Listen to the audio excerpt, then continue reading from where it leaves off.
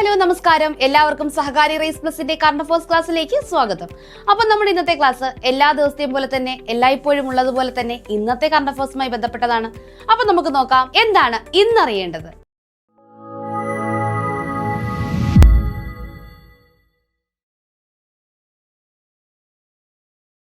ചരിത്രം സാഗരം സാക്ഷി. അപ്പോൾ ഒരു ചരിത്രം കുറിച്ചിരിക്കുകയാണ്. ഒരു പായ് വഞ്ചിയിൽ രണ്ട് പെൺകുട്ടികൾ ലോകം ചുറ്റാൻ ഇറങ്ങിയിരിക്കുന്നു. എന്തിലാണ്? ഒരു പായ് വഞ്ചിയിൽ രണ്ട് വനിതകൾ എന്ത് ചെയ്യുന്നു? ലോകം ചുറ്റാൻ ഇറങ്ങിയിരിക്കുകയാണ്. ഇതുമായി ബന്ധപ്പെട്ട് ഞാൻ എപ്പോഴും ഒരു സിനിമ കണ്ടിട്ടുണ്ട്. ഇങ്ങനെ ഒരാൾ ഒറ്റയ്ക്ക് ഒരു പായ് വഞ്ചിയിൽ ലോകം ചുറ്റാനായിട്ട് പോകുന്നത്. അപ്പോൾ ഇത് സിനിമയല്ല, ഇത് യാഥാർത്ഥ്യമാണ്. ഇവർ രണ്ടുപേരും ഇന്ത്യക്കാരാണ്. അതിലൊരാൾ മലയാളിയാണ്. അപ്പൊ നമുക്ക് നോക്കാം ആരൊക്കെയാണ് ഈ സാഹസിക യാത്രയ്ക്ക് ഇറങ്ങിയിരിക്കുന്നതെന്ന് നോക്കാം. ലഫ്റ്റനന്റ് കമാൻഡറായ തമിഴ്നാട് സ്വദേശിനി എ രൂപയും മലയാളിയായ കെ ദിൽനയുമാണ് ഇന്ത്യൻ നാവികസേനയുടെ പായ് വഞ്ചിയായ തരിണിയിൽ ലോകം ചുറ്റാനുള്ള സമുദ്ര സഞ്ചാരത്തിനിടയിലെടുത്ത ചിത്രമാണ് ഈ കൊടുത്തിരിക്കുന്നത്. അപ്പോൾ ആരൊക്കെയാണ്? രൂപയും ദിൽനയുമാണ് ഇത്തരമൊരു സാഹസിക യാത്രയ്ക്ക് ഇറങ്ങിത്തിരിച്ചിരിക്കുന്നത്. അവർ യാത്ര ചെയ്ത കപ്പൽ അല്ലെങ്കിൽ ആ പായ് വഞ്ചി ഏതാണ്? ഇന്ത്യൻ നാവികസേനയുടെ തരിണി. തരിണിയാണ് ഈ തരുണിമണികൾക്കൊപ്പം സഞ്ചരിക്കുന്നത്. അപ്പൊ എന്താണ്? ഈ രണ്ട് തരുണിമണികൾ സഞ്ചരിക്കുന്ന പായ്ക്കപ്പൽ ഏതാണ്? ഇന്ത്യൻ നാവികസേനയുടെ തരിണിയാണ്. അപ്പൊ ഇനി നിങ്ങൾക്ക് തെറ്റില്ലല്ലോ. ഇപ്പൊ രണ്ട് തരുണിമണികളാണ് ലോകം ചുറ്റാൻ പായ് വഞ്ചിയിൽ പോയിരിക്കുന്നത്. ഏതാണ് ആ പായ് വഞ്ചി? തരിണിയാണ്. ഇന്ത്യൻ നാവികസേനയുടെ തരിണിയിലാണ് ഇവർ യാത്ര ചെയ്യുന്നത്. ആരൊക്കെയാണത്? എ രൂപയും പിന്നെ ആരാണ്? എ രൂപയും കെ ദിൽനയുമാണ്. ദിൽന മലയാളിയും രൂപ തമിഴ്നാട് സ്വദേശിയുമാണ്. ഇവർ രണ്ടുപേരും കൂട്ടുകാരാണ്. അടുത്ത കൂട്ടുകാർക്ക് മാത്രമല്ലേ ഇത്തരം ഒരു യാത്ര ഒരുമിച്ച് നടത്താൻ പറ്റുമല്ലേ? അവർ രണ്ടുപേരും മാത്രമല്ലേ ഉള്ളൂ. അങ്ങോട്ടും ഇങ്ങോട്ടും എന്ത് ചെയ്യണം? ഒരു ട്രസ്റ്റ് വേണം അല്ലേ? അങ്ങോട്ടും ഇങ്ങോട്ടും നമ്മൾ വിശ്വസിച്ചിരിക്കണം. 8 മാസം 4 ഭൂഖണ്ഡങ്ങൾ, 3 സമുദ്രങ്ങൾ, 3 വലിയ മുനമ്പുകൾ. അപ്പോൾ ഈ 8 മാസത്തിനിടയ്ക്ക് അവർ സഞ്ചരിച്ചത് 50,000 കിലോമീറ്റർ ആണ്. എത്രയാണ്? 50,000 കിലോമീറ്റർ. 8 മാസമായി യാത്ര തുടങ്ങിയിട്ട് 4 ഭൂഖണ്ഡങ്ങൾ, 3 സമുദ്രങ്ങൾ, 3 വലിയ മുനമ്പുകൾ. സഞ്ചരിച്ചതാകട്ടെ 50,000 കിലോമീറ്റർ. 50,000 കിലോമീറ്റർ ആണ് അവർ ഇതിനോടകം സഞ്ചരിച്ചു കഴിഞ്ഞത്. ഇവർ എന്ന് തിരിച്ചെത്തുമെന്നാ പറയുന്നത്? 29-ാം തീയതി. ഈ മാസം 29-ാം തീയതി ഇവർ ലോകം ചുറ്റിക്കഴിഞ്ഞ് ഇവരുടെ അവരുടെ പര്യടനം അവസാനിപ്പിച്ച് ഈ മാസം 29-ന്, ഇന്ന് 28 നാളെയാണ് 29, നാളെ തിരികെ എത്തും. ഗോവയിലാണ് ഇവർ എത്താൻ പോകുന്നത് എന്നാണ് പറഞ്ഞത്. എങ്കിൽ ഇവർ എന്നാണ് യാത്ര ആരംഭിച്ചത്? ഒക്ടോബർ 2-ന് ഗോവയിൽ നിന്നുമാണ് ഇവർ യാത്ര തിരിച്ചത്. അപ്പോ ഒക്ടോബർ 2-ന് 2024 ഒക്ടോബർ 2-ന് നമ്മുടെ ഗാന്ധി ജയന്തി ദിവസം, നമ്മുടെ ഗാന്ധി ജയന്തിയുടെ 2024 ഒക്ടോബർ 2-നാണ് ഇവർ ഗോവയിൽ നിന്നും ഈ യാത്ര ആരംഭിച്ചത്. കൃത്യമായിട്ടും ഡേറ്റ് ഓർത്തിരിക്കുക. കാരണം നമ്മുടെ അഭിലാഷ് ടോമി ലോകം ചുറ്റി തിരികെ വന്നപ്പോ ചോദിച്ചിട്ടുണ്ടായിരുന്നു എന്നായിരുന്നു പോയത്, എന്നായിരുന്നു തിരികെ എത്തിയത് എന്നൊക്കെ ചോദിച്ചിട്ടുണ്ട്. അതെന്താണെന്ന് അറിയാവുന്നവർ തീർച്ചയായും കമന്റ് ചെയ്യുക. അറിഞ്ഞൂടാത്തവർക്ക് നമ്മൾ അടുത്ത ക്ലാസ്സിൽ പറഞ്ഞു തരുന്നതാണ്. ഈ ക്ലാസ്സിൽ പറയില്ല, അടുത്ത ക്ലാസ്സിലേ പറയൂ. അഭിലാഷ് ടോമി എന്നാണ് ഈ ലോകം ചുറ്റി തിരികെ എത്തിയത്? 2012-ലാണ്. അതെന്നാണെന്ന് ഒന്ന് പറയുക. അപ്പോൾ ഒക്ടോബർ 2-ന് 2024 ഒക്ടോബർ 2-ന് ഇവർ യാത്ര ആരംഭിച്ചത് വിശാഖപട്ടണത്ത് നിന്നാണ്. ആണോ? 2024 ഒക്ടോബർ 2-ന് ഇവർ യാത്ര ആരംഭിച്ചത് വിശാഖപട്ടണത്ത് നിന്നാണ് എന്ന് ഞാൻ പറയാണ്. ശരിയാണോ തെറ്റാണോ? പറയൂ. വിശാഖപട്ടണത്ത് നിന്നാണോ അവർ യാത്ര ആരംഭിച്ചത്? അല്ല. എവിടെ നിന്നാണ്? ഗോവയിൽ നിന്നാണ്. 2024 ഒക്ടോബർ 2-ന് ഇവർ ഈ യാത്ര ആരംഭിച്ചത് ഗോവയിൽ നിന്ന്. അപ്പൊ എവിടെ നിന്നാണ് ഇവർ യാത്ര ആരംഭിച്ചത്? ഗോവയിൽ നിന്നാണ്. 2024 ഒക്ടോബർ 2-ന് ഗോവയിൽ നിന്നാണ്. കൃത്യമായിട്ടും ഓർക്കുക, ഗോവയിൽ നിന്നാണ് യാത്ര ആരംഭിച്ചത്. 50,000 കിലോമീറ്റർ ആണ് ഇതിനോടകം ഇവർ സഞ്ചരിച്ചു കഴിഞ്ഞത്. അപ്പോൾ ആരൊക്കെയാണ് തരുണിയിൽ യാത്ര ആരംഭിച്ചത്? ആരൊക്കെയാണ്? രൂപയും ദിൽനയും. A Rupa, K Dilna. K Dilna മലയാളിയും രൂപ തമിഴ്നാട് സ്വദേശിയുമാണ്. ഓർക്കുക, നമ്മുടെ രൂപയുടെ ചിഹ്നം രൂപകൽപ്പന ചെയ്ത ഡി ഉദയകുമാർ തമിഴ്നാട്ടുകാരനാണ്. അപ്പോ എ രൂപ തമിഴ്നാട് സ്വദേശിനിയും കെ ദിൽന മലയാളിയുമാണ്. സന്തോഷ് ട്രോഫി മുൻ താരം ഓസ്റ്റിൻ റെക്സ് അന്തരിച്ചു. അപ്പോ ആരാണ്? Austin Rex. അപ്പോൾ അദ്ദേഹത്തിന്റെ ചിത്രം ഈ വാർത്തയിൽ കൃത്യമായി തന്നിട്ടുണ്ട്. അപ്പൊ നമുക്കറിയാം വയസ്സായി. അപ്പൊ ഇപ്പോഴൊന്നുമല്ല, കുറച്ച് മുന്നെയാണ്. അപ്പൊ അതുകൊണ്ട് തന്നെ ഇദ്ദേഹത്തെ ആരും അറിയാൻ വഴിയില്ല. അപ്പോൾ എനിക്കറിയില്ലായിരുന്നു. ഞാൻ ഈ വാർത്ത വായിച്ചപ്പോഴാണ് ഇത്തരത്തിലൊരു താരം സന്തോഷ് ട്രോഫി കളിച്ചിട്ടുണ്ട് എന്ന് തന്നെ അറിയുന്നത്. അപ്പോൾ നിങ്ങളും അങ്ങനെ തന്നെയാണ് എന്നാണ് എൻ്റെ വിശ്വാസം. അപ്പോൾ അങ്ങനെയുള്ള നമുക്ക് എല്ലാവർക്കുമായിട്ട് ഇത് പഠിക്കാം. സന്തോഷ് ട്രോഫി മുൻ താരം ഓസ്റ്റിൻ റെക്സ് അന്തരിച്ചു. ഇദ്ദേഹം 1961 സന്തോഷ് ട്രോഫിയിൽ കേരളം 3ാം സ്ഥാനം നേടുമ്പോൾ ടീം അംഗമായിരുന്നു. 1961 സന്തോഷ് ട്രോഫിയിൽ കേരള ടീം 3ാം സ്ഥാനം നേടുമ്പോൾ അതിൽ അംഗമായിരുന്ന വ്യക്തിയാണ് ആര്? നമ്മുടെ ഓസ്റ്റിൻ റെക്സ് എന്ന് പറയുന്നത്. കേരള ഫുട്ബോൾ ടീമിലെ മുൻ താരമാണ് ആര്? നമ്മുടെ ഓസ്റ്റിൻ റെക്സ് എന്ന് പറയുന്നത്. കൃത്യമായി ഓർത്തിരിക്കുക. നമുക്കൊരു പക്ഷേ ഇനി വരുന്ന പരീക്ഷകളിൽ ചോദിക്കാം. ഞാൻ എപ്പോഴും പറയുന്ന കാര്യമാണ്, ഒരു വ്യക്തി മരണപ്പെടുമ്പോൾ തീർച്ചയായും അദ്ദേഹം ഏത് മേഖലയുമായി ബന്ധപ്പെട്ടിരിക്കുന്നു എന്ന ഒരു ചോദ്യം കൃത്യമായിട്ടും PSC ചോദിക്കാറുണ്ട്. ഈ 1961 കൃത്യമായി പറയുന്ന കാര്യം നമുക്ക് എന്താണ്, ഒരു സ്റ്റേറ്റ്മെന്റ് ലെവൽ ചോദ്യം വരുമ്പോൾ, ഇനി വരുന്ന ഡിഗ്രി ലെവൽ പരീക്ഷകളിലായാലും ഏത് തരം PSC പരീക്ഷകളിലായാലും ഒരു സ്റ്റേറ്റ്മെന്റ് ലെവൽ ചോദിക്കുമ്പോൾ ഇത് നോക്ക്, കേരളം 3ാം സ്ഥാനമാണ് 1961 നേടിയത്. ഒരു 3ാം സ്ഥാനം നമ്മൾ ഓർത്ത് വെക്കേണ്ട ആവശ്യമില്ല അല്ലെ. നമ്മൾ വിജയിച്ച സന്തോഷ് ട്രോഫി മത്സരങ്ങളുണ്ട്, അതാണ് ഓർത്ത് വെക്കുന്നത്. ഒരു 3ാം സ്ഥാനം നമ്മൾ ഓർത്ത് വെക്കേണ്ട പ്രസക്തി എവിടെയാണ്? ഓസ്റ്റിൻ റെക്സ് അടുത്തിടെ അന്തരിച്ച ഓസ്റ്റിൻ റെക്സ് ആ 3ാം സ്ഥാനം നേടിയപ്പോൾ കേരള ടീമിൽ അംഗമായിരുന്നു. അപ്പോൾ 1961 അല്ലെങ്കിൽ ആ 3ാം സ്ഥാനവും വിടാം, 1961 സന്തോഷ് ട്രോഫി കേരളം സന്തോഷ് ട്രോഫി കളിച്ചപ്പോൾ ടീമിലെ അംഗമായിരുന്നു നമ്മുടെ ഓസ്റ്റിൻ റെക്സ്. അതൊരു പക്ഷെ വർഷം മാറ്റി നമുക്ക് തെറ്റിക്കാൻ വേണ്ടിയിട്ട് ചോദിക്കാം. അപ്പൊ കൃത്യമായിട്ടും പഠിച്ചു പോവുക. 1961 സന്തോഷ് ട്രോഫിയിൽ കേരളം 3ാം സ്ഥാനം നേടുമ്പോൾ കേരള ടീമിലെ അംഗമായിരുന്നു ആര്? Austin Rex. മറ്റൊരു വാർത്ത, ഈ വാർത്തയിൽ ചിത്രം മാത്രമേ കൊടുത്തിട്ടുള്ളൂ. നമ്മുടെ മുൻ പ്രധാനമന്ത്രി ജവഹർലാൽ നെഹ്റുവിന്റെ 61ാമത് ചരമ വാർഷിക ദിനമായിരുന്നു ഇന്നലെ. എന്ന് പറയുമ്പോൾ എന്താണ്? മെയ് 27 ജവഹർലാൽ നെഹ്റുവിന്റെ ചരമ വാർഷിക ദിനമാണ്. ഇപ്പൊ 2025 നമ്മൾ ആചരിച്ചത് ജവഹർലാൽ നെഹ്റുവിന്റെ 61ാമത് ചരമ വാർഷിക ദിനമാണ്. കൃത്യമായി ഓർക്കുക, 2025 മെയ് 27 ആചരിച്ചത് ജവഹർലാൽ നെഹ്റുവിന്റെ 61ാമത് എത്രാമതാണ്? 61ാമത് ചരമ വാർഷിക ദിനമാണ്. ഇനി ഒരു റെക്കോർഡാകാം. അപ്പൊ നമ്മള് തന്നെ തിരുത്തുന്ന റെക്കോർഡുകൾ നമ്മൾ പല പ്രാവശ്യം കണ്ടിട്ടുണ്ട്. അപ്പൊ അത്തരത്തിൽ തന്നെ സ്വയം തിരുത്തി, നമ്മുടെ തെറ്റുകളാണ് നമ്മൾ സാധാരണ തിരുത്തുന്നത്. ഇവിടെ എന്താണ്? ഒരു റെക്കോർഡ്, തന്റെ റെക്കോർഡ് വീണ്ടും തിരുത്തിയിരിക്കുകയാണ് ഇദ്ദേഹം. ആരാണ്? കണ്ടിട്ട് ആർക്കെങ്കിലും മനസ്സിലാവുന്നുണ്ടോ? ആരാണ്? കാമി റീത്ത. കാമി റീത്ത. ഈ പേര് പറയുമ്പോഴെങ്കിലും നിങ്ങൾക്ക് തീർച്ചയായും മനസ്സിലാകും. നമ്മൾ എല്ലാവരും കുറച്ച് നാളായിട്ട് പഠിച്ചുകൊണ്ടിരിക്കുകയാണ്. നമുക്ക് എല്ലാവർക്കും അറിയാം, നമ്മൾ എവറസ്റ്റിനെ പറ്റി പഠിച്ചിട്ടുണ്ട്, എവറസ്റ്റ് കൊടുമുടി കീഴടക്കിയവരെ പറ്റി പഠിച്ചിട്ടുണ്ട്.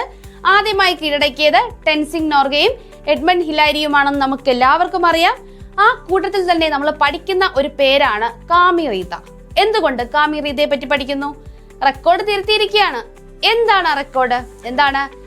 ഏറ്റവും കൂടുതൽ തവണ എവറസ്റ്റ് കൊടുമുടി കീഴടക്കിയ വ്യക്തിയാണ് ആര്? കാമി റീത്ത. ആരാണ്? അറിയാത്തവർ ഒന്ന് പറയുക, കൂടെ പറഞ്ഞു നോക്കുക. ഏറ്റവും കൂടുതൽ തവണ ഏറ്റവും കൂടുതൽ തവണ എവറസ്റ്റ് കൊടുമുടി കീഴടക്കിയ വ്യക്തിയാണ് ആര്? ഈ ചിത്രത്തിൽ ചിരിച്ചുകൊണ്ടിരിക്കുന്ന നമ്മുടെ കാമി റീത്ത. ആരാണ് കാമി റീത്ത? 31ാം തവണയാണ് സ്വന്തം റെക്കോർഡ് തിരുത്തിയിരിക്കുന്നത്. ലോകത്തിലെ ഏറ്റവും വലിയ കൊടുമുടിയായ എവറസ്റ്റ് കീഴടക്കിക്കൊണ്ട് 31 തവണയും തന്റെ തന്നെ റെക്കോർഡ് തിരുത്തിയിരിക്കുകയാണ്. ആരാണ്? ഉറക്കെ പറയൂ, ആരാണ്? കാമി റീത്ത. ആരാണ്? കാമി റീത്ത. ഇദ്ദേഹം ഒരു നേപ്പാളി ഷെർപ്പയാണ് എന്നൂടെ ഓർക്കുക. ഒരു നേപ്പാൾ സ്വദേശിയാണ്, നേപ്പാളി ഷെർപ്പയാണ് നമ്മുടെ കാമി റീത്ത. അപ്പൊ ഇതിലും നമ്മുടെ എവറസ്റ്റിന്റെ ഉയരം കൃത്യമായി കൊടുത്തിട്ടുണ്ട്. 8848 മാറിയ വിവരം അറിഞ്ഞിട്ടില്ലാത്തവർ ഇനിയും അറിയുക. 8849 മീറ്റർ ആണ് എവറസ്റ്റിന്റെ ഉയരം. SCERT ടെക്സ്റ്റ് ബുക്കുകളിൽ മാത്രമല്ല നമ്മുടെ വാർത്താ മാധ്യമങ്ങളിലും നമ്മുടെ പത്രത്തിലും ഒക്കെ അത് തിരുത്തി തന്നെയാണ് വരുന്നത്. 8848 എന്നത് തിരുത്താൻ മനസ്സില്ലാത്തവർ ഇനിയെങ്കിലും തിരുത്തുക. 8849 മീറ്റർ ആണ് നമ്മുടെ എവറസ്റ്റിന്റെ ഉയരം എന്ന് പറയുന്നത്. അപ്പോ 1992 കാമി എവറസ്റ്റ് കയറിയത്. എങ്ങനെയാണ്? അതൊരു പർവ്വതാരോഹണ സംഘത്തിന് സഹായിയായിട്ടാണ് 1992 കാമി എവറസ്റ്റ് കയറിയത്. അപ്പോ നമ്മുടെ എഡ്മണ്ട് ഹിലാരിയും ടെൻസിൻ നോർഗയും എവറസ്റ്റ് കീഴടക്കിയ വർഷം സഹിതം നമുക്ക് വാർത്തയിൽ വന്നിട്ടുണ്ട്.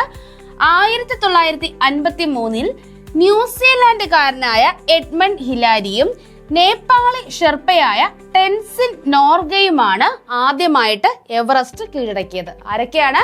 എഡ്മണ്ട് ഹിലാരിയും ടെൻസിൻ നോർഗയും. അപ്പോൾ ഒരു ചോദ്യം വരാം. 1953 എവറസ്റ്റ് കൊടുമുടി ആദ്യമായി കീഴടക്കിയ വ്യക്തികളാണ് എഡ്മണ്ട് ഹിലാരിയും ടെൻസിൻ നോർഗയും. അതിൽ ടെൻസിൻ നോർഗെ ഒരു നേപ്പാളി ഷെർപ്പയായിരുന്നു. നേപ്പാളി സ്വദേശി അല്ലെങ്കിൽ നേപ്പാളുകാരനാണെന്നല്ല, ഒരു നേപ്പാളി ഷെർപ്പയാണ് എന്ന ഒരു സ്റ്റേറ്റ്മെന്റ് കാണുമ്പോൾ നമ്മൾ വിചാരിക്കരുത് ശരിയായിട്ടുള്ള സ്റ്റേറ്റ്മെന്റ് ആണ്. വാർത്തയിൽ കൃത്യമായിട്ട് വന്നിട്ടുണ്ട്. നേപ്പാളി ഷെർപ്പയായിരുന്നു നമ്മുടെ ടെൻസിൻ നോർഗെ. എഡ്മണ്ട് ഹിലാരി ന്യൂസിലാൻഡുകാരനാണ്, ടെൻസിൻ നോർഗെ നേപ്പാളിയാണ്, അദ്ദേഹം ഒരു നേപ്പാളി ഷെർപ്പയാണ്. അതുപോലെ നമ്മുടെ കാമി റീതയും എന്താണ്? നേപ്പാളി ഷെർപ്പയാണ്. 32ാമത്തെ തവണയാണ് അദ്ദേഹം തന്റെ റെക്കോർഡ് തിരുത്തുന്നത്. അതായത് നാളിതുവരെയും എവറസ്റ്റ് ഏറ്റവും കൂടുതൽ തവണ കീഴടക്കിയ വ്യക്തി അദ്ദേഹം തന്നെയാണ്. അദ്ദേഹത്തിന്റെ തന്നെ റെക്കോർഡ് അദ്ദേഹം തന്നെ ഒന്നുകൂടി തിരുത്തിയിരിക്കുകയാണ്. എത്ര തവണ പോയി? 32 അല്ല, 31 തവണ എവറസ്റ്റ് കൊടുമുടി കീഴടക്കിയ വ്യക്തിയാണ് ആര്? കാമി റീത്ത. തെറ്റരുത്, 31 പറഞ്ഞു പഠിക്കുക. എത്ര തവണയാണ്? 31. കാമി റീത്ത എവറസ്റ്റ് കൊടുമുടി കീഴടക്കിയത് എത്ര തവണയാണ്? 31 തവണ. ഇവിടെയും മറ്റൊരു ചിത്രമാണ്. നമ്മുടെ പത്മ അവാർഡ്സ് ഒക്കെ രാഷ്ട്രപതി അതാത് വ്യക്തികൾക്ക് ആരൊക്കെയാണോ ജേതാക്കൾ അവർക്കൊക്കെ കൊടുത്തിട്ടുണ്ട്. അപ്പൊ ഈ ചിത്രത്തിൽ നമുക്ക് രണ്ടുപേരെ കാണാം. ആരൊക്കെയാണ്? നമ്മുടെ ശോഭനയും IM വിജയനുമാണ്. അപ്പൊ അവർക്ക് പത്മ പുരസ്കാരം ലഭിച്ചിട്ടുണ്ട്. ഏതൊക്കെയാണ്? പത്മവിഭൂഷണാണോ പത്മഭൂഷണാണോ ഏതാണെന്ന് നമുക്ക് നോക്കാം. ഏതൊക്കെയാണ്? രാഷ്ട്രപതി ദ്രൗപദി മുർമു, ശോഭനയ്ക്ക് പത്മഭൂഷൺ. ഇപ്പോ ശോഭനയ്ക്ക് കിട്ടിയിരിക്കുന്നത് എന്താണ്? ശോഭന പത്മഭൂഷണാണ്. ഏതാണ്? പത്മഭൂഷൺ. ശോഭനയ്ക്ക് കിട്ടിയിരിക്കുന്നത് പത്മഭൂഷണും. അതേപോലെ നമ്മുടെ IM വിജയന് കിട്ടിയിരിക്കുന്നത് പത്മശ്രീയാണ്. IM വിജയന് കിട്ടിയിരിക്കുന്നത് ഏതാണ്? പത്മശ്രീ പുരസ്കാരമാണ് IM വിജയന് രാഷ്ട്രപതി ദ്രൗപദി മുർമു സമർപ്പിച്ചത്. അതുപോലെ നമ്മുടെ ശോഭനയ്ക്ക് കിട്ടിയിരിക്കുന്നത് പത്മഭൂഷണാണ്. കൃത്യമായിട്ടും പഠിച്ചിരിക്കുക. നമുക്കറിയാം, എല്ലാവർക്കും അറിയാം. ഞാൻ വീണ്ടും പറയുകയാണ്. സ്റ്റേറ്റ്മെന്റ് ചോദ്യങ്ങൾ വരും. അതിൽ ഉറപ്പായിട്ടും തെറ്റിച്ച് കൊടുത്തിരിക്കും. IM വിജയന് പത്മഭൂഷണോ പത്മവിഭൂഷണോ എന്നൊക്കെ കൊടുത്തിരിക്കും. ശോഭനയ്ക്ക് പത്മശ്രീ എന്നൊക്കെ കൊടുക്കും. ആർക്കും തെറ്റരുത്. അവർക്ക് ഇത്തവണ ലഭിച്ചിരിക്കുന്നത് ശോഭനയ്ക്ക് പത്മഭൂഷണും IM വിജയന് പത്മശ്രീയുമാണ്.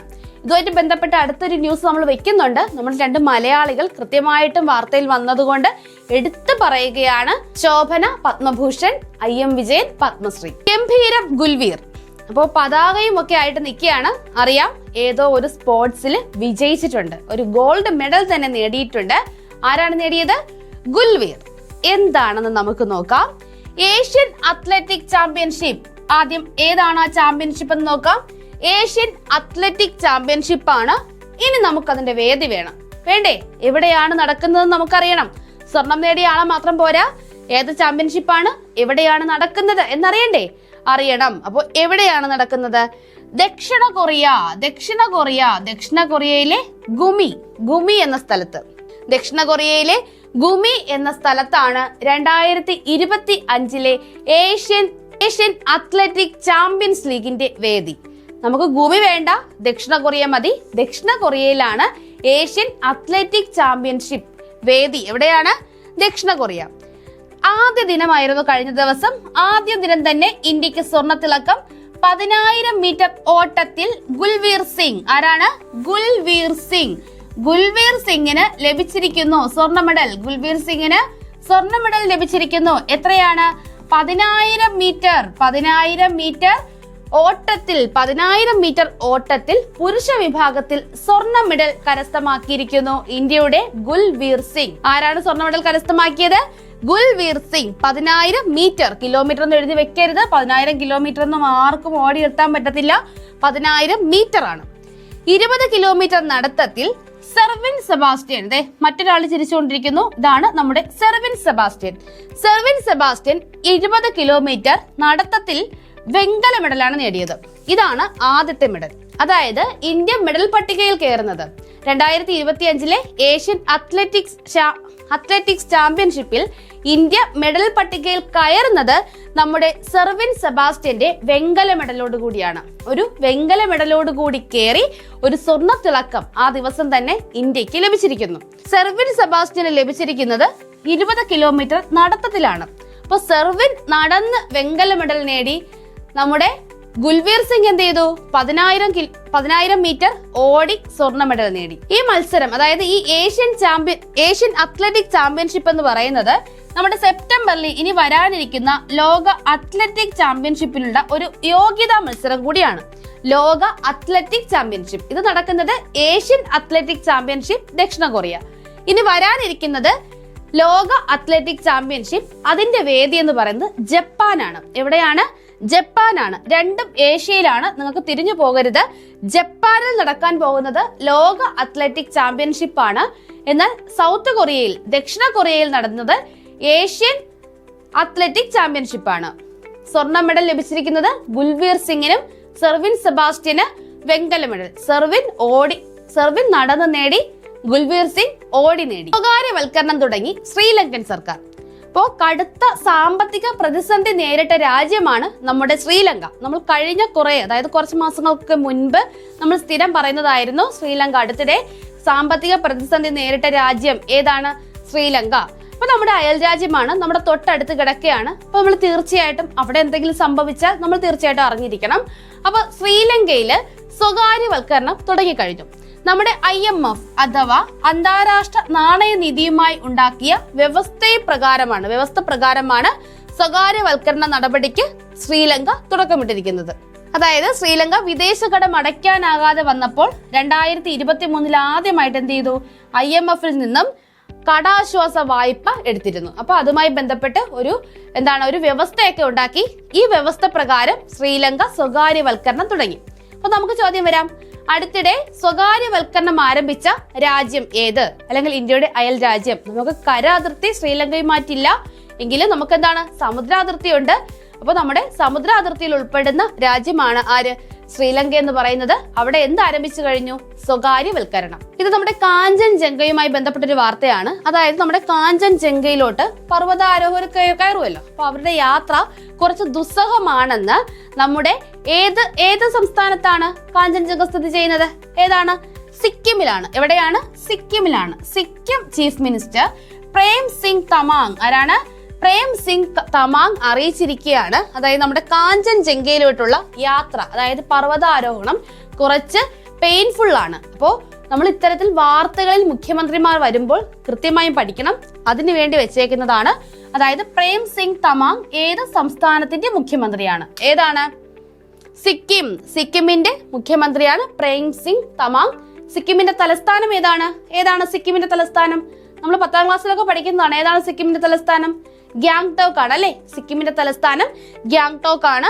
സിക്കിമിന്റെ മുഖ്യമന്ത്രി ആരാണ്? ചീഫ് മിനിസ്റ്റർ ആരാണ്? പ്രേം സിംഗ് തമാങ് ആണ്. ഇനി നമ്മുടെ കാഞ്ചൻജംഗയെ പറ്റി തന്നെ ഇതിൽ പറയുന്നുണ്ട്. ലോകത്തിലെ 3ാമത്തെ ഏറ്റവും ഉയരം കൂടിയ കൊടുമുടിയാണ് ഏത്? Kanchenjunga. The world's 3rd highest peak. എന്താണ് കാഞ്ചൻജംഗ എന്ന് പറയുന്നത്? വേൾഡ്സ് 3rd ഹയസ്റ്റ് പീക്ക് ആണ്.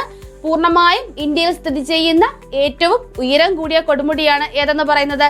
കാഞ്ചൻജംഗ എന്ന് പറയുന്നത്. അപ്പോൾ ഏറ്റവും ഉയരം കൂടിയ കൊടുമുടി ഏതാണ്? എവറസ്റ്റ് ആണ്. രണ്ടാമത് മൗണ്ട് കെ2, മൂന്നാം സ്ഥാനം ആർക്കാണ്? കാഞ്ചൻജംഗ. അപ്പോൾ നമ്മുടെ മൗണ്ട് കെ2 ഇന്ത്യയിലല്ല, ഇന്ത്യ പൂർണ്ണമായിട്ടും ഇന്ത്യയിലല്ല മൗണ്ട് കെ2. കാഞ്ചൻജംഗയാണ് പൂർണ്ണമായും ഇന്ത്യയിൽ സ്ഥിതി ചെയ്യുന്ന ഏറ്റവും ഉയരം കൂടിയ കൊടുമുടി. ലോകത്തിലെ ഏറ്റവും ഉയരം കൂടിയ മൂന്നാമത്തെ കൊടുമുടിയാണ് ഏത്? കാഞ്ചൻജംഗ എന്ന് പറയുന്നത്. ഇനി കുറച്ച് പത്മ അവാർഡ്സ് ആണ്. Former CJI Khehar actor Anand Nag among those given Padma awards. അപ്പൊ പത്മ അവാർഡ് ആർക്ക് കിട്ടി എന്നാണ് ഇതിൽ പറഞ്ഞിരിക്കുന്നത്. അതായത് നമ്മുടെ ഫോർമർ CJI ആരാണ്? നമ്മുടെ ചീഫ് ജസ്റ്റിസ് ഓഫ് ഇന്ത്യ, നമ്മുടെ പഴയ chief justice of India Jagdish Singh Khelkar. അതാണ് ജഗദീഷ് സിംഗ് ഖേൽക്കറിനെയാണ് ഈ പറഞ്ഞിരിക്കുന്നത്. നമ്മുടെ സുപ്രീം കോടതിയുടെ ചീഫ് ജസ്റ്റിസ് ആയിരുന്ന ജഗദീപ് സിംഗ് ഖേൽക്കറിന് എന്താണ് കിട്ടിയത്? ജഗദീഷ് സിംഗ് ഖേൽക്കറിന് ഏത് അവാർഡാണ് കിട്ടിയത്? പത്മവിഭൂഷണാണ് നമ്മുടെ ജഗദീഷ് സിംഗ് ഖേൽക്കറിന് കിട്ടിയിരിക്കുന്നത്. പത്മവിഭൂഷണാണ്. കൃത്യമായി ഓർക്കുക. നമ്മൾ ആർക്ക് പറഞ്ഞു? നമ്മൾ ശോഭനയ്ക്ക് പത്മഭൂഷൺ ലഭിച്ച വിവരം നമ്മൾ പറഞ്ഞു അല്ലെ? ആർക്കാണ്? ശോഭനയ്ക്ക് പത്മഭൂഷൺ കിട്ടിയ വിവരം പറഞ്ഞു. അടുത്ത എന്താണ്? ഒരു പത്മവിഭൂഷണാണ്. പത്മവിഭൂഷൺ ആർക്കാണ് ലഭിച്ചത്? നമ്മുടെ ജഗദീഷ് സിംഗ് ഖേൽക്കർ, നമ്മുടെ CJI ആയിരുന്ന, നമ്മുടെ സുപ്രീം കോടതി ചീഫ് ജസ്റ്റിസ് ഓഫ് ഇന്ത്യ ആയിരുന്ന ജഗദീഷ് സിംഗ് ഖേൽക്കറിന് പത്മവിഭൂഷണാണ് ലഭിച്ചിട്ടുള്ളത്. അപ്പൊ നമുക്ക് ഇനി വരുന്ന ഒരു ക്ലാസ്സിൽ പത്മ അവാർഡ്സ് പൂർണ്ണമായിട്ട് നോക്കാം. കാരണം നമ്മൾ ഒരു പത്മശ്രീ പറഞ്ഞു, ഒരു പത്മഭൂഷൺ പറഞ്ഞു, ഇപ്പൊ ഒരു പത്മവിഭൂഷണും പറഞ്ഞു. എല്ലാം കൂടെ നമ്മൾ ഒരുമിച്ച് പറഞ്ഞു കഴിഞ്ഞാൽ നമുക്ക് തിരിഞ്ഞു പോകും. അപ്പൊ നമുക്ക് ഓരോ അവാർഡിൽ നിന്നും 3 വ്യക്തികളെ നമുക്ക് കൃത്യമായിട്ട് ഫിക്സ് ചെയ്ത് വെക്കാം. അപ്പോൾ പത്മശ്രീ ആർക്കാ പറഞ്ഞ? നമ്മള് IM വിജയന് പത്മശ്രീ പറഞ്ഞു, ശോഭനയ്ക്ക് പത്മഭൂഷൺ പറഞ്ഞു, പത്മവിഭൂഷൺ നമ്മുടെ ഫോർമർ CJI ആയിരുന്ന ജഗദീഷ് സിംഗ് ഖേൽക്കറിന് എന്താണ്? പത്മവിഭൂഷൺ. അപ്പൊ നമ്മൾ പത്മശ്രീ, പത്മഭൂഷൺ, പത്മവിഭൂഷൺ. അപ്പൊ അടുത്ത വരുന്ന ഒരു ക്ലാസ്സിൽ പത്മ അവാർഡ്സ് നമുക്ക് പൂർണ്ണമായിട്ടും എടുക്കാം. ഇനി ഒരു റെക്കോർഡാണ്. എന്താണ്? നമ്മുടെ വിരാട് കോഹ്ലിക്ക് റെക്കോർഡുകൾ സൃഷ്ടിക്കുന്നത് ഒരു ഹരമാണ്. അപ്പോ ഇത്തവണ നമ്മുടെ 2020 ഒരു റെക്കോർഡ് സൃഷ്ടിച്ചിരിക്കുന്നു. നമ്മുടെ Virat Kohli become the first to score 9000 2020 runs for a single franchise. അപ്പോ നമ്മുടെ വിരാട് കോഹ്ലി 9000 റൺസ് 2020 9000 റൺസ് നേടുന്ന ആദ്യത്തെ വ്യക്തിയായിട്ട് മാറിയിരിക്കുകയാണ്. എന്താണ്? 9000 റൺസ് നേടുന്ന ആദ്യത്തെ വ്യക്തി. ഏതിലാണ്? 2020 9000 റൺസ് നേടുന്ന ആദ്യത്തെ വ്യക്തി ആയി മാറിയിരിക്കുകയാണ്. ആര്?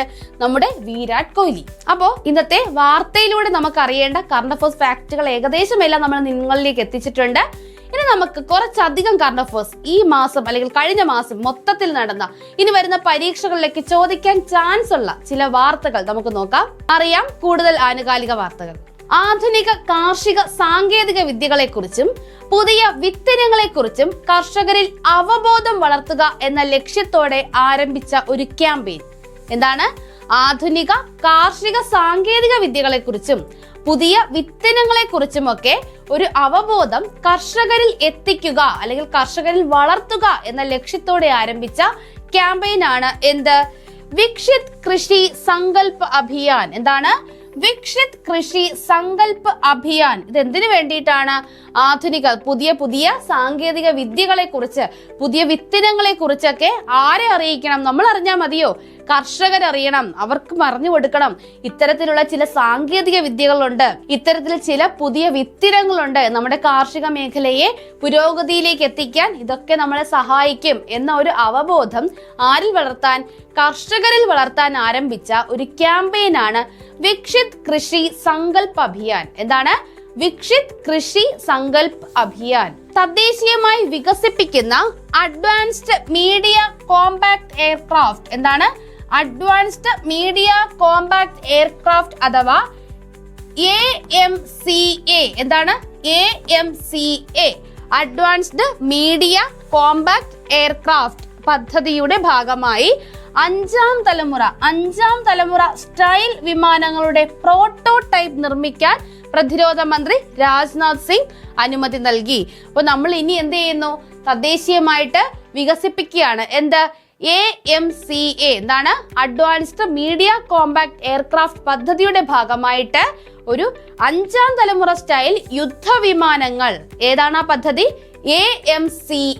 AMCA പദ്ധതിയുടെ ഭാഗമായിട്ട് 5ാം തലമുറ സ്റ്റൈൽ യുദ്ധവിമാനങ്ങളെ പുറത്തിറക്കാൻ അല്ലെങ്കിൽ നിർമ്മിക്കാനുള്ള പ്രോട്ടോടൈപ്പ് അനുമതി നൽകിയിരിക്കുകയാണ് നമ്മുടെ പ്രതിരോധ മന്ത്രി രാജ്നാഥ് സിംഗ്.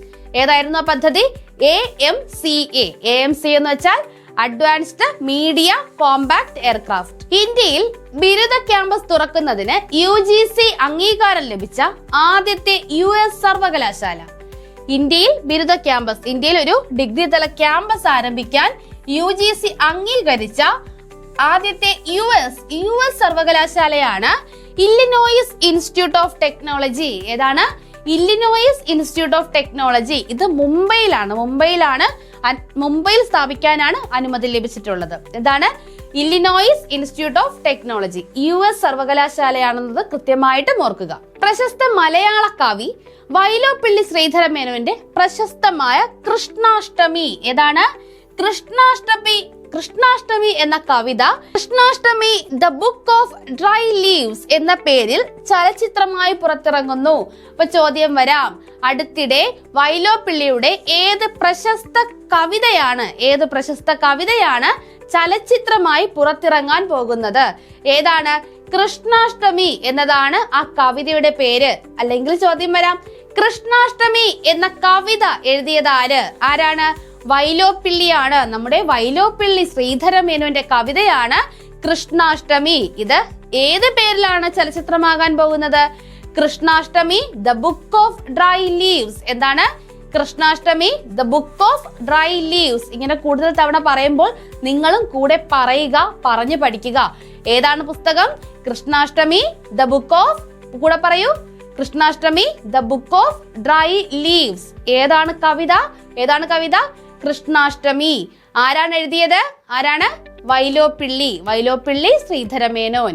മാലിദ്വീപ് പ്രസിഡന്റ് മുഹമ്മദ് മുയിസു 15 മണിക്കൂർ നീണ്ട പത്രസമ്മേളനം നടത്തി റെക്കോർഡ് സൃഷ്ടിച്ചു. അപ്പൊ നമ്മുടെ കൂട്ടുകാരൊക്കെ കല്യാണമൊക്കെ കഴിഞ്ഞിട്ട് മാലിദ്വീപിലേക്ക് ഹണിമൂൺ പോകും. അപ്പൊ നമ്മൾ അവർ ഹണിമൂണിന് പോകുന്ന കാര്യം മാത്രം അറിഞ്ഞാൽ പോരാ, ഇത്തരത്തിലുള്ള കാര്യങ്ങളും അറിയണം. അപ്പൊ മാലിദ്വീപ് പ്രസിഡന്റ് ആരാണ്? കൃത്യമായി പഠിച്ചിരിക്കുക. മാലിദ്വീപ് പ്രസിഡന്റ് ആണ് മുഹമ്മദ് മുയിസു. ആരാണ്? മുഹമ്മദ് മുയിസു ആണ് മാലിദ്വീപ് പ്രസിഡന്റ്. കൃത്യമായി പഠിക്കുക. വാർത്താ പ്രാധാന്യമുള്ള പ്രസിഡന്റ് ആണ് മുഹമ്മദ് മുയിസു ആണ് മാലിദ്വീപ് പ്രസിഡന്റ്. എന്തായിരുന്നു അദ്ദേഹത്തിന്റെ വാർത്താ പ്രാധാന്യം? അദ്ദേഹം ഒരു റെക്കോർഡ് സൃഷ്ടിച്ചു. എന്തായിരുന്നു റെക്കോർഡ്? 15 മണിക്കൂർ നീണ്ട പത്രസമ്മേളനം നടത്തി. ഇതിന്റെ ഇടയ്ക്ക് അദ്ദേഹം കുറച്ച് റെസ്റ്റ് ഒക്കെ എടുത്തതൊഴിച്ചാൽ 14 മണിക്കൂറും 54 മിനിറ്റോ മറ്റോ ഒക്കെയാണ് അദ്ദേഹം ഈ നീണ്ട പത്രസമ്മേളനം നടത്തിയത്. 15 മണിക്കൂർ എന്ന് തന്നെ പറയാം. ആരാണ്? മുഹമ്മദ് മുയിസു. ഏത് രാജ്യത്തിന്റെ പ്രസിഡന്റ് ആണ്? ഏതാണ് രാജ്യം? മാലിദ്വീപിന്റെ പ്രസിഡന്റ് ആണ് മുഹമ്മദ് മുയിസു. അപ്പൊ അദ്ദേഹം ഈ റെക്കോർഡ് സൃഷ്ടിച്ചത് ആരുടെ റെക്കോർഡിനെ മറികടന്നാണ്? 2019 ഒക്ടോബറിൽ യുക്രൈൻ പ്രസിഡന്റായ നമ്മുടെ വ്ളാഡിമിർ സെലൻസ്കിയുടെ 14 മണിക്കൂർ എന്ന റെക്കോർഡാണ് ആര് മറികടന്നത്? മുഹമ്മദ് മുയിസു മറികടന്നത്. ആരുടെ റെക്കോർഡാണ്? Vladimir Zelensky. ഏത് രാജ്യത്തിന്റെ പ്രസിഡന്റ് ആണ്? യുക്രൈന്റെ പ്രസിഡന്റ് ആണ്. യുക്രൈന്റെ പ്രസിഡന്റായ വ്ളാഡിമിർ സെലൻസ്കിയുടെ 14 മണിക്കൂർ എന്ന റെക്കോർഡാണ് മറികടന്നത്. വല്ലാത്തൊരു റെക്കോർഡ് തന്നെയല്ലേ? ഒന്ന് ആലോചിച്ച് നോക്ക്. 15 മണിക്കൂറൊക്കെ കണ്ടിന്യൂസ് ആയിട്ട് ഒരു നീണ്ട പത്രസമ്മേളനത്തിന് ഇരിക്കുന്നവരെ സമ്മതിക്കണം, ഇത് നടത്തുന്നവരെ സമ്മതിക്കണം അല്ലേ? എല്ലാവരെയും സമ്മതിക്കണം. വലിയൊരു റിസ്ക് തന്നെയാണല്ലേ? അപ്പോൾ നമ്മുടെ കറണ്ട് അഫയേഴ്സ് ഫാക്റ്റുകളെല്ലാം തന്നെ നമ്മൾ എടുത്തു കഴിഞ്ഞു. ഇനി അടുത്ത് നമുക്ക് അതുമായി ബന്ധപ്പെട്ട ചില ചോദ്യങ്ങൾ ചോദിക്കാം. അപ്പൊ ചില ചോദ്യങ്ങൾ നമ്മൾ അങ്ങോട്ട് ചോദിക്കും. നിങ്ങൾ കൃത്യമായിട്ടും ഉത്തരം കമന്റ് ചെയ്യണം. വളരെ കുറച്ച് പേര് മാത്രമേ കമന്റ് ചെയ്യുന്നുള്ളൂ. നിങ്ങൾ കാണുന്നവർ കൃത്യമായിട്ട് ക്ലാസ് പൂർണ്ണമായും കാണുക. പൂർണ്ണമായും കണ്ടിട്ട് നിങ്ങൾ ഒരിക്കലും ഈ സെഗ്മെന്റ് സ്കിപ്പ് ചെയ്യരുത്. ഇന്നത്തെ ചോദ്യങ്ങൾ സെഗ്മെന്റ് നിങ്ങൾ ഒരിക്കലും സ്കിപ്പ് ചെയ്യരുത്. നിങ്ങൾ പഠിച്ചു ഒന്ന് സ്വയമെങ്കിലും ഒന്ന് ബോധ്യപ്പെടുത്താനുള്ള ഒരു സെഗ്മെന്റ് ആണിത്. അപ്പൊ നിങ്ങൾ എഴുതുന്ന കൂട്ടത്തിൽ നിങ്ങൾ എന്ത് ചെയ്യുക? ഒന്ന് കമന്റ് ചെയ്യുക. ഞങ്ങളും അറിയണമല്ലോ നിങ്ങൾ ഇതിൽ പാർട്ടിസിപ്പേറ്റ് ചെയ്യുന്നുണ്ട്, നിങ്ങൾക്കിത് മനസ്സിലാകുന്നുണ്ടെന്ന് നമുക്കറിയണം. അതുപോലെ തന്നെ എപ്പോഴും പറയുന്നത് പോലെ ക്ലാസ്സിന് എന്തെങ്കിലുമൊക്കെ മാറ്റം വരുത്തണമെങ്കിൽ തീർച്ചയായും നിങ്ങൾക്ക് അഭിപ്രായങ്ങൾ രേഖപ്പെടുത്താം. നിങ്ങൾക്ക് അതിനുള്ള അവകാശമുണ്ട്. നിങ്ങൾക്ക് തീർച്ചയായും നിങ്ങളുടെ അഭിപ്രായങ്ങൾ രേഖപ്പെടുത്താം. അതിനനുസരിച്ച് നമ്മൾ ക്ലാസ്സുകളിൽ വ്യത്യസ്തത കൊണ്ടുവരുന്നതാണ്. അപ്പോൾ ഇന്നത്തെ ചോദ്യങ്ങൾ നോക്കാം. ആദ്യത്തെ ചോദ്യം നോക്കാം. തരിണി യാത്രയിൽ പങ്കെടുത്ത വനിതകളുടെ പേര് എന്താണ്? അപ്പോൾ ഏതൊക്കെ വനിതകളാണ് ആ പായ് കപ്പലിൽ ലോകം ചുറ്റാൻ പോയത് എന്നാണ് നമ്മുടെ ചോദ്യം. Option A Rupa, K Dilna. Option B Anu Varghese, Deepa Achuthan. C Megha Menon, Shruti Nair. D Ramya Kumari, Anju Pillai. നല്ല നല്ല ഓപ്ഷൻസ് ആണ്. അപ്പൊ നിങ്ങൾ എല്ലാവരും തീർച്ചയായും ഉത്തരം കമന്റ് ചെയ്യുക. നിങ്ങൾക്ക് കമന്റ് ചെയ്യാനുള്ള സമയമാണ് ഈ തന്നിരിക്കുന്നത്. പെട്ടെന്ന് തന്നെ കമന്റ് ചെയ്യുക. തരിണി യാത്രയിൽ പങ്കെടുത്ത വനിതകൾ ഏതൊക്കെയാണ്? Option A Rupa, K Dilna. B Anu Varghese, Deepa Achuthan. C Megha Menon, Shruti Nair. D Ramya Kumari, Anju Pillai. ആരൊക്കെയാണ്? ഏതാണ് ഉത്തരം? നിങ്ങൾക്ക് എല്ലാവർക്കും അറിയാം ഏതാണ്. നമ്മുടെ ഓപ്ഷൻ എ ആണ് ശരി, രൂപയും ദിൽനയും അല്ലേ. അടുത്ത ചോദ്യം, അടുത്തൊരു സ്റ്റേറ്റ്മെന്റ് ക്വസ്റ്റ്യൻ ആണ്. Consider the following statement. Statement 1, justice Jagadesh Singh Khelkar received the Padma Vibhushan, India second highest civilian award. അപ്പൊ നമ്മുടെ ജഗദേഷ് സിംഗ് ഖേൽക്കറിന് പത്മവിഭൂഷൺ ലഭിച്ചു എന്നതാണ് ആദ്യത്തെ statement. Second statement, the Padma Awards were presented at the Rashtrapati Bhavan by Vice President Jagdeep Dhankar. അപ്പോൾ നമ്മുടെ രാഷ്ട്രപതി ഭവനിൽ വെച്ച് നമ്മുടെ വൈസ് പ്രസിഡന്റ് ജഗദീപ് ധൻകർ ആണ് പത്മ പുരസ്കാരങ്ങൾ സമർപ്പിച്ചത് അല്ലെങ്കിൽ നൽകിയത് എന്നതാണ് നമ്മുടെ statement 2. Statement 3, actor Anand Nag and footballer IM Vijayan were among the award recipients. അപ്പൊ നമ്മൾ ആക്ടർ ആനന്ദ് നാഗ് നമ്മുടെ ക്വസ്റ്റ്യനിലെ ഹെഡിങ് ആയിരുന്നു, നിങ്ങൾ കൃത്യമായി ഓർക്കുക. Actor Anand Nag and footballer IM Vijayan were among the award recipients. അപ്പോൾ അവാർഡ് ലഭിച്ചവരിൽ ആക്ടർ ആയിട്ടുള്ള ആനന്ദ് നാഗും നമ്മുടെ IM വിജയനും ഉണ്ട് എന്നതാണ് തേർഡ് സ്റ്റേറ്റ്മെന്റ്. അപ്പോൾ സ്റ്റേറ്റ്മെന്റ്സ് ഒന്നുകൂടെ പറയാം. ഫസ്റ്റ് സ്റ്റേറ്റ്മെന്റിൽ പറയുന്നത് നമ്മുടെ ജസ്റ്റിസ് ജഗദേഷ് സിംഗ് ഖേൽക്കറിന് പത്മവിഭൂഷൺ ലഭിച്ചു. രണ്ടാമത്തെ സ്റ്റേറ്റ്മെന്റ് എന്ന് പറയുന്നത് നമ്മുടെ രാഷ്ട്രപതി ഭവനിൽ വെച്ച് വൈസ് പ്രസിഡന്റ് ജഗദീപ് ധൻകർ ആണ് ഈ പുരസ്കാരങ്ങൾ നൽകിയത്. മൂന്നാമത്തെ സ്റ്റേറ്റ്മെന്റ്, ആക്ടർ ആനന്ദ് നാഗിനും ഫുട്ബോളർ IM വിജയനും പത്മ പുരസ്കാരങ്ങൾ ലഭിച്ചു എന്നാണ് പറയുന്നത്. അപ്പൊ നിങ്ങൾക്ക് എല്ലാവർക്കും കൃത്യമായിട്ട് അറിയാം ഇതിൽ ഏതൊക്കെയാണ് ശരി ഏതൊക്കെയാണ് തെറ്റെന്ന് എല്ലാവർക്കും അറിയാം. ഓപ്ഷൻസ് നോക്കാം. Option A only 1 and 3. Only 1 and 3 എന്ന് പറയുമ്പോൾ പത്മവിഭൂഷൺ ജഗദീഷ് സിംഗ് ഖേൽക്കറിന് നൽകി എന്ന് പറയുന്നതും നമ്മുടെ ആനന്ദ് നാഗിനും IM വിജയനും അവാർഡ് ലഭിച്ചു എന്ന് പറയുന്നതും ശരിയാണ് എന്നതാണ് ഓപ്ഷൻ എ പറയുന്നത്. ഓപ്ഷൻ ബി പറയുന്നു only 2. Padma awards vice president ആണ് നൽകുന്നത് എന്നാണ് ഓപ്ഷൻ ബി പറയുന്നത്. ഓപ്ഷൻ സി പറയുന്നു 1, 2 and 3. ഓപ്ഷൻ സി പറയുന്നു 1, 2, 3 ശരിയാണ്. ഓപ്ഷൻ ഡി പറയുന്നു 1 മാത്രമാണ് ശരി. അപ്പൊ നിങ്ങൾക്ക് എല്ലാവർക്കും ഇതിന്റെ ഉത്തരം കിട്ടിയിട്ട് കാണും, തീർച്ചയായിട്ടും അറിയാം, നിങ്ങൾക്ക് എല്ലാവർക്കും അറിയാം. അപ്പൊ നിങ്ങൾ ഇത് കമന്റ് ചെയ്യുക, പെട്ടെന്ന് കമന്റ് ചെയ്യൂ. നിങ്ങൾ എല്ലാവരും ക്വസ്റ്റ്യന്റെ ആൻസർ കമന്റ് ചെയ്തു എന്ന് വിചാരിക്കുന്നു. അപ്പൊ എല്ലാവർക്കും അറിയാം, നമുക്ക് എല്ലാവർക്കും അറിയാവുന്ന ആൻസർ ആണ്. ഏതാണ് ആൻസർ? Only 1 and 3. 1, 3 ശരി. സ്റ്റേറ്റ്മെന്റ് 2 തെറ്റാണ്. കാരണം ആരാണ് നൽകുന്നത്? വൈസ് പ്രസിഡന്റ് അല്ല, പ്രസിഡന്റ് ആണ് നൽകുന്നത് അല്ലേ. പ്രസിഡന്റ് ആണ് നൽകുന്നത്, വൈസ് പ്രസിഡന്റ് അല്ല. സ്റ്റേറ്റ്മെന്റ് 2 തെറ്റാണ്. അടുത്ത ചോദ്യത്തിലേക്ക് പോകാം. Austin Rex is related to which sports? അപ്പൊ ഏത് കായിക ഇനവുമായി ബന്ധപ്പെട്ടിരിക്കുന്നു ഓസ്റ്റിൻ റെക്സ്? ഏതാണ്? നമുക്കറിയാം, നമ്മൾ പഠിച്ചു. Option A hockey, B cricket, C football, D none of these. ഏതാണ്? ഏത് കായിക ഇനമാണ്? നൺ ഓഫ് ദീസ് ആണോ ആ കായിക ഇനം? നൺ ഓഫ് ദീസ് ഇവയൊന്നുമല്ല എന്നാണ്. അപ്പോൾ അതെന്തായാലും അല്ല, ഇവയൊന്നുമല്ല എന്നല്ല, ഇതിലൊന്നാണെന്ന് നമുക്കറിയാം. നൺ ഓഫ് ദീസ് വെറുതെ ക്യാൻസൽ ചെയ്യുന്നില്ല, നമുക്ക് ഉത്തരം അറിയാമെന്നുള്ളത് കൊണ്ട് ക്യാൻസൽ ചെയ്തതാണ്. അപ്പൊ ഹോക്കി ആണോ, ക്രിക്കറ്റ് ആണോ, ഫുട്ബോൾ ആണോ? എല്ലാവരും പെട്ടെന്ന് കമന്റ് ചെയ്യൂ. നമുക്ക് ഉത്തരത്തിലേക്ക് പോകാം. ഏതാണ് ആൻസർ? എല്ലാവർക്കും അറിയാം. ഏതാണ് ആൻസർ? പറയൂ. ഏതാണ്? Option C football. നമ്മുടെ 1961 കേരളം സന്തോഷ് ട്രോഫിയിൽ 3ാം സ്ഥാനം നേടിയപ്പോൾ നമ്മുടെ കേരള ടീമിൽ ഉണ്ടായിരുന്ന വ്യക്തിയാണ് ഓസ്റ്റിൻ റെക്സ്. അദ്ദേഹം അടുത്തിടെ അന്തരിച്ചു. അടുത്ത ചോദ്യം, who become the first cricketer to score 9000 T20 runs for a single franchise? ആരാണ് 9000 റൺസ് 2020 നേടിയത്? ആരാണ്? ഓപ്ഷൻസ് നോക്കാം. David Warner, Rohit Sharma, Virat Kohli, KL Rahul. ആരാണ്? പെട്ടെന്ന് കമന്റ് ചെയ്യൂ. ആരാണ്? നമുക്ക് എല്ലാവർക്കും അറിയാം, നമ്മുടെ വിരാട് കോഹ്ലിയാണ്. ഓപ്ഷൻ സി ആണ് ശരിയായ ഉത്തരം. അപ്പൊ ഇത്രയുമാണ് നമ്മുടെ ഇന്നത്തെ കറണ്ട് അഫയേഴ്സ് ക്ലാസ്. അടുത്ത ക്ലാസ്സിലൂടെ അടുത്ത ദിവസത്തെ കറണ്ട് അഫയേഴ്സുമായി നമുക്ക് വീണ്ടും കാണാം. താങ്ക്